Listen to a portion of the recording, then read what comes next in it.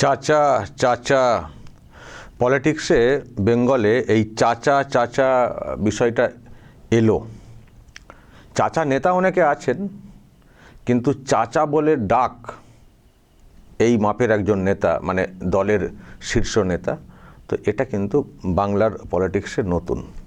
চাচা হুমায়ুন কবির এখন ওনার যে জেলা মুর্শিদাবাদ, ওখানে চাচা চাচা নামে পরিচিত হয়ে গেছেন এবং অন্যত্রও শুনছি চাচা বলেই ডাকা হচ্ছে, চাচা।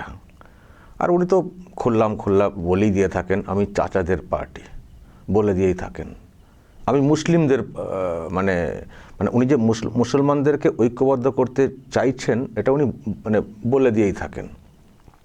কিন্তু তার মানে এই না শুধু মুসলিম, তার সঙ্গে এসটি এসসি এবং হিন্দু সম্প্রদায়, তাদের কাছেও অ্যাপিল করেন। এই যে যাকে দেখছেন, একজন মহিলা পাশে রয়েছেন, মনীষা পাণ্ডে, উনি প্রার্থী হচ্ছেন। আচ্ছা, এই যে প্রচার, এটা হচ্ছে লালবাগ মুর্শিদাবাদ। তো ফলে উনি নন মুসলিম প্রার্থী দিয়েছেন, মুসলিম প্রার্থী তো অনেক আছেই, নন মুসলিম প্রার্থীও দিয়েছেন, সবার কাছে অ্যাপিল করছেন। কিন্তু ওনার কিছু বিষয় আছে যেগুলো অবশ্যই মুসলিম যে কমিউনিটি তাদেরকে অনেক বেশি করে টাচ করে। যেমন ওনার মেন যে হাতিয়ারই বলবো, যেটাকে কেন্দ্র করে আজকে এইরকম উত্থান হয়েছে এতটা, বাবরি মসজিদ মুসলিমদের কাছে একটা বড় সেন্টিমেন্টেড। সেই সঙ্গে উনি মুসলিম ইস্যুগুলোকে অনেক বেশি বেশি করে প্রচার করেন। ওয়াকআপ যেটা নিয়ে দিদি গাদ্দারি করেছেন বলে সেটা নিয়েও বলে থাকেন। এসআইআরের নামে এই যে নাম বাদ যাচ্ছে ইত্যাদি, সেটাকেও রাজ্যের সরকার কেন্দ্রকেও উনি বলেন। ওনার পার্টি লাইন নিশ্চয়ই আপনারা বুঝে গেছেন, পার্টি লাইন হচ্ছে অ্যান্টি টিএমসি অ্যান্টি বিজেপি, এটা ঘোষিত পার্টি লাইন। তো পার্টি লাইন মেনেই কথা বলেন, কিন্তু যেটা ওনার মেন টার্গেট এখন, সেটা হচ্ছে এখানকার শাসককে উৎখাত করা। আর উনি যেভাবে পলিটিক্সটা করছেন, তাতে শাসকই উৎখাত হবে, শাসকের ভোটটাই কিন্তু কমবে, বিজেপির ভোট এনার দিকে আসবে না। কারণ ওনার তো টার্গেট এরিয়া হচ্ছে মুসলিম ভোট ব্যাংক। হিন্দু এসটি এসসিকে টার্গেট করছেন বটে, কিন্তু বিজেপির তাতে বিরাট কিছু ক্ষতি হয়ে যাবে আমার তো মনে লাগছে না। বরং উনি নামাতে কোথাও বিজেপির হয়তো সুবিধাও হয়ে যেতে পারে, সেটা অঙ্ক কোথাও হয়তো মিলতে পারে। কিন্তু উনি বা ওনাদের বক্তব্য আমরা কে কোথায় সুবিধা পাবেন না পাবেন ওটা আমাদের দেখার না। প্রথমত শুনেছেন, আমি দর্শক দুদিন আগে একটা খবর করেছি, আসাদুদ্দিন ওয়াইসি সাহেব এসছিলেন। উনি এসে যেটা বলে দিয়ে গেছেন ডেটা সমেত, যে রাজ্যে মুসলিম লিডারশিপ নেই, সেই রাজ্যে মুসলমানদের কোনো উন্নতি নেই। ওনার যে রাজ্য তেলেঙ্গানা, হায়দ্রাবাদ, উনি বলেছেন ওখানে মুসলিম লিডারশিপ খুব স্ট্রং, সেই জন্য ওখানে মুসলিম ছেলে মেয়েদের ভবিষ্যৎ খুব উজ্জ্বল। এমনকি এডুকেশন যে বিষয়টা টপে আছে মুসলিমদের। তো এটা বলেছেন, যেসব রাজ্য আছে সেখানে মুসলিম লিডারশিপ যদি না থাকে, সেখানে উন্নতি হয় না এই কমিউনিটির। সবাই ওই ইউজ অ্যান্ড থ্রো করে দেয়, ভোটটা নেয়, তারা নেতা বনে যান, ব্যাস আর কিছু করেন না, সুরসুরি ভয় দেখিয়ে শুধু ভোটটা নিয়ে নেন। মুসলিম লিডারশিপের প্রয়োজনটা রয়েছে। তো এই হুমায়ুন কবিরকে দেখে উনি কোথাও একটা ওনার আশার জায়গা উনি প্রকাশ করেছেন। ওনার বক্তব্য যে আমি এর আগেও এখানে ট্রাই করেছি এই বাংলাতে মুসলিম লিডারশিপ তৈরি করা, কিন্তু আমি ব্যর্থ হয়েছি। এবার হুমায়ুন কবিরকে দেখে যা মনে হচ্ছে উনি পারবেন, ওনাকে সামনে রেখে আমরা এগোতে চাই মুসলিম লিডারশিপ। এমনকি এটাও দেখছি বলা হয়েছে যে যখন হুমায়ুন কবির পাশ থেকে বসে বলছিলেন যে আমরা উপমুখ্যমন্ত্রীর দাবিদার, তখন এই আসাদুদ্দিন ওয়াইসি বলেছেন উপমুখ্যমন্ত্রী মানে মুখ্যমন্ত্রীর পদ নিয়ে টার্গেট করে এগোন বা সেটা হবে। যাক, এটা ওনাদের একটা এনার্জি, ভোকাল টনিক, সেটা বলতে হয় পার্টিতে। যে পার্টি লড়াই করতে নামে তারা সবসময় পূর্ণ আস্থা নিয়ে নামতে চায়, তাদের টার্গেট বড় হয়, সেখান থেকে যতটা হলো। হয়তো এটা শুনে আপনারা কেউ ভাববেন ও বাবা এত স্বপ্ন। দেখুন, স্বপ্ন তো মানুষ দেখবেন না, স্বপ্ন দেখলে তবেই তো কর্মীরা নিচুতলাতে তারাও ভরসা করতে পারবেন। আর নিচুতলার লোকেরা ভরসা করলে তবেই রেজাল্ট আসবে। সবটাই যে স্বপ্ন পূরণ হয়ে যাবে পুরোপুরি সেটা না, স্বপ্ন বড় হলে কিছুটা অন্তত আসবে। আর স্বপ্ন যদি ছোট হয় তো তার রেজাল্ট তো আরও ছোটো হয়ে যাবে। হয়তো এইসব বলা, তবে হুমায়ুন কবির নিজের উদ্যোগে কিন্তু নিজের জায়গাটা তৈরি করেছেন। কিন্তু আসাদুদ্দিন ওয়াইসি সাহেব জয়েন করার পরে আমি যা দেখতে পাচ্ছি এবং যা শুনছি, মালদা মুর্শিদাবাদ এলাকাতে একটা বিরাট ওয়েব তৈরি হয়ে গেছে। কারণ আসাদুদ্দিন ওয়াইসি সাহেবের নিজস্ব একটা ফ্যান ফলোয়ার আছেন।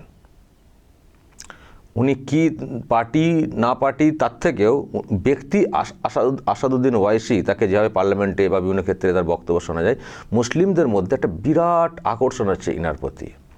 তো এই যে জয়েনিং এবং এই যে ভিডিও এয়ারপোর্ট থেকে বের হচ্ছেন দুদিন আগে কলকাতা যখন এসেছিলেন, এই ভিডিও আসার পরে আমি শুনছি হুমায়ুন কবিরের দল যে লেভেলে ছিল তার থেকে এক ধাক্কায় বিরাট আপ হয়ে গেছে। আর এই একটা দল নতুন করে এসছে, কিন্তু কত আসনে লড়ছে দেখতে পাচ্ছেন। ওনাদের যে জোট 182টা আসন, কত আসনে লড়ছে এবং তালিকাও প্রকাশ হয়ে গেছে। কংগ্রেস তো অনেক পুরনো পার্টি, এখনও তালিকা প্রকাশ করতে পারেনি। তালিকা প্রকাশ করে দিয়ে তারা কিন্তু একটা জায়গায় চলে এসছেন। আর যেখানে যাচ্ছেন হুমায়ুন কবির, বিশেষ করে মুসলিম এলাকা, উপচে পড়ছে ভিড়। আর শুধু হুমায়ুনের সঙ্গে সাক্ষাৎ হয়েছে সেই খবরেই টিআরপি এতটা, কিন্তু যখন এই শুধু আসাদুদ্দিন ওয়াইসির সঙ্গে সাক্ষাৎ হয়েছে এতেই টিআরপিটা এতটা, কিন্তু যখন উনি একসঙ্গে কোথাও সভা করবেন দেখবেন কি হয়, দেখবেন সেদিন বা তারপর থেকে দেখবেন। আমি শুনছি এপ্রিলেই শুরুর দিকেই নাকি বহরমপুরে একটা সভা করবেন, মানে একসঙ্গে সভা করবেন আসাদুদ্দিন ওয়াইসি, হুমায়ুন কবির, এবং সেখানে নাকি লাখো লাখো লোকের সমাগম হবে। আর আমার নিজেরও কোথাও বিশ্বাস হবে। আমি জানি এই মুসলিম কমিউনিটির লোকজনদেরকে আমি ভালো করে জানি, যারা টিএমসির কাছে সারেন্ডার করে দিচ্ছিল, টিএমসি থেকে এখন তারাও টিএমসি যে কীভাবে তাদেরকে ইউজ অ্যান্ড থ্রো করেছে তারাও সেটা বুঝছে। আর এদিকে সেন্টিমেন্ট তৈরি করেছেন হুমায়ুন কবির, তার সঙ্গে আসাদুদ্দিন ওয়াইসি, যিনি একজন ন্যাশনাল ফিগার মুসলিম কমিউনিটির কাছে। তো ওনার যোগ এবং মালদা মুর্শিদাবাদ মুসলিম অধ্যুষিত এলাকা, দেখবেন যেদিন প্রোগ্রামটা হবে, যৌথ প্রোগ্রাম, দেখবেন কেমন ভিড়টা হচ্ছে, ওখানে প্রচণ্ড ভিড় হবে। আর তারপর থেকে দেখবেন টিএমসির কপালে আরও চিন্তার ভাঁজ পড়বে। এমনিতেই পড়েছে। প্রথম দিকে তুচ্ছতাচ্ছিল্য করা হয়েছিল, যে হুমায়ুন কবির কী যায় আসে, গলা টিপে দেবো, এরকম টাইপের। কিন্তু হুমায়ুন কবিরকে যে মানুষ এইভাবে নিয়ে নেবেন, মানে বিশেষ করে মুসলিম সমাজের, বা উনি যে এইভাবে নিজেকে মানে উনি যে নেতৃত্ব দিতে পারবেন দলটাকে, এটা হয়তো টিএমসি লোকেরা ভাবেননি। ভেবেছিলেন যে ওরকম একজন এমএলএ, ওর মতো করে উনি ওনার মতো করে চলেন, কি আছে ওনার দম। কিন্তু একটা বিষয় আমি দর্শক কদিন ধরে আমি কয়েকবার বলেছি, আজও বলছি, হুমায়ুন কবির পার্টি গঠন বা তার আগে থেকে যেভাবে উনি টিএমসি থেকে সরে এসে পথ চলা শুরু করেছেন, তারপরে যতগুলো বক্তব্য রেখেছেন, একটাও ফাউল দেখেছেন? মমতা ব্যানার্জি আধ ঘন্টা বক্তব্য রাখলে 20 মিনিট ভুলভাল বলেন। আধ ঘন্টা বক্তব্য রাখলে আমরা তো 4-5টা খবরের মেটেরিয়ালস পেয়ে যাই, করতে পারি না একটা খবরই তো আপনারা বিরক্ত হয়ে যান, বলেন যে দূর ওর কথা কেন শোনাচ্ছেন। কিন্তু আধ ঘন্টা কথা বলে 20 মিনিট ভুলভাল কথা বলেন। হুমায়ুন কবির দলত্যাগ করা বা সাসপেন্ড হওয়ার পরে, তারপরে তারপরে পার্টি গঠন, এখনও পর্যন্ত এমন কিছু কথা বলেছেন যেটার জন্য একবারে হইচই পড়ে গেছে। কি কথা বলে ফেলেছেন? শুধু ওই একটা কথা, যেটা উনি পরে ব্যাখ্যা দিয়েছেন যে আমি নিজের ইচ্ছাতে বলিনি, টিএমসির ইচ্ছাতে আমাকে বলতে বাধ্য করা, মানে আমি বলেছিলাম, মানে বলতে বাধ্য করা হয়েছিল ওই 70-30টা। তার ক্ষমা চেয়েছেন প্রকাশ্যে।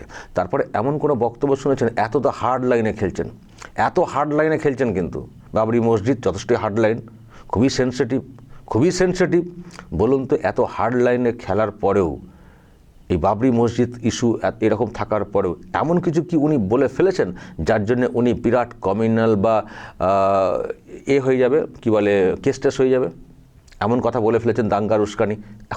এখনও পর্যন্ত বলেছেন না দাঙ্গার উস্কানিমূলক কিছু বলেছেন? দেখুন, বাবরি মসজিদের একটা সেন্টিমেন্ট আছে, কেন বাবরের নামে, কেন অন্য নামে হবে না, এটা নিয়ে একটা বিতর্ক আছে।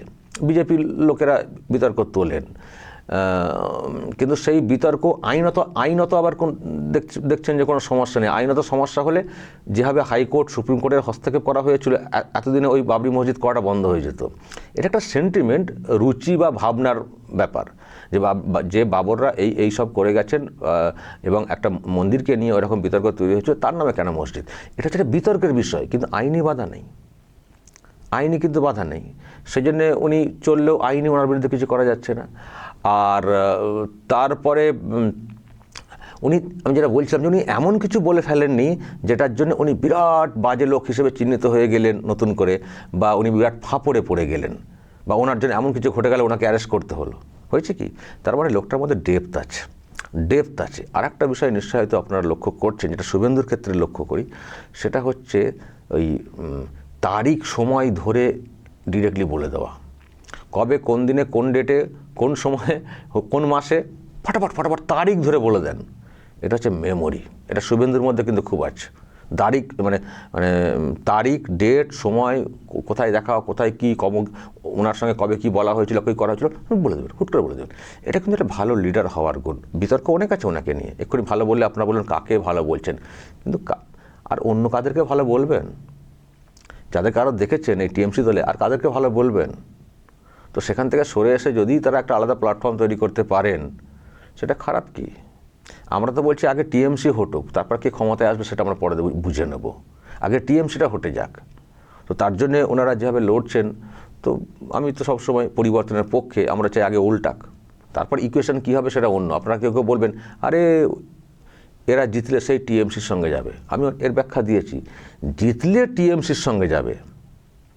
তো আগে তো তার মানে আগে হারানো হচ্ছে টিএমসিকে, আগে সেটা হোক না, জিতলে যাবে আর আগে থেকেই সাথে থাকবে, তো লাভটা কি? ধরুন ওনারা আলাদা এসছেন, জিতলে একসঙ্গে যাবেন আপনারা বলছেন, তো সেটা জিতলে যাবেন বলেছেন। কিন্তু যদি আপনাদের কথা অনুযায়ী যে তার মানে তাহলে আর ভেঙে কী লাভ, তো ভেঙে তাহলে একসঙ্গে থেকে ডিরেক্টলি ম্যাজিক ফিগার ক্রস করে সরকারটা এসে গেলে ভালো হতো। ডিরেক্টলি ম্যাজিক ফিগার ক্রস করে সরকারটা এলে ভালো, না এনাদের সাপোর্টে নিয়ে সরকারটা হলে তুলনায় ভালো? তাছাড়া দেখুন না, হুমায়ুন কবির পরিষ্কার বলে দিয়েছেন যারা উন্নয়নের কাজ করবে আমাদের কমিউনিটির, মুসলিম কমিউনিটি বিশেষ করে জোর দিয়ে বলেছেন, তাকে সাপোর্ট করব। আর যদি হাং অবস্থা হয়, দেখবেন হুমায়ুন কবির কী রোল প্লে করেন। সুতরাং অতটা সহজ নয় যে সহজ অঙ্কটা আপনারা করছেন, জিতলেই টিএমসির সঙ্গে চলে যাবে। দেখা যাক বিষয়টা কি হয়, উনি কি অবস্থান নেন সেটা আমরা পরে নিশ্চয়ই বুঝবো। কিন্তু আমি যেটা বলতে চাই দর্শক, এই আসাদুদ্দিন ওয়াইসি সাহেবের সঙ্গে মিট করার পরে ওনার ওয়েব, এবং যা খবর পাচ্ছি নিচ থেকে, বিরাট ওয়েব তৈরি হচ্ছে, বিরাট। সেই জন্যই তো বলছি যে টিএমসির কপালে চিন্তার ভাঁজ বিরাট হয়ে গেছে। যদি একটা সভা করেন এবং সেই সভাতে যা লোক হবে, আমি আবারও বলছি মুর্শিদাবাদ এলাকায়, মুর্শিদাবাদের বহরমপুরে একটা সভা করা হবে বলে বলা হচ্ছে, দেখবেন আমার কথাটা মিলিয়ে নেবেন কী লোক হচ্ছে। আর সেদিনই তৃণমূল কংগ্রেস পরিষ্কার কপালে লেখন দেখতে পাবে, আমাদের গেল, আমাদের শেষ, পরিষ্কার সেদিনই দেখতে পাবে টিএমসি।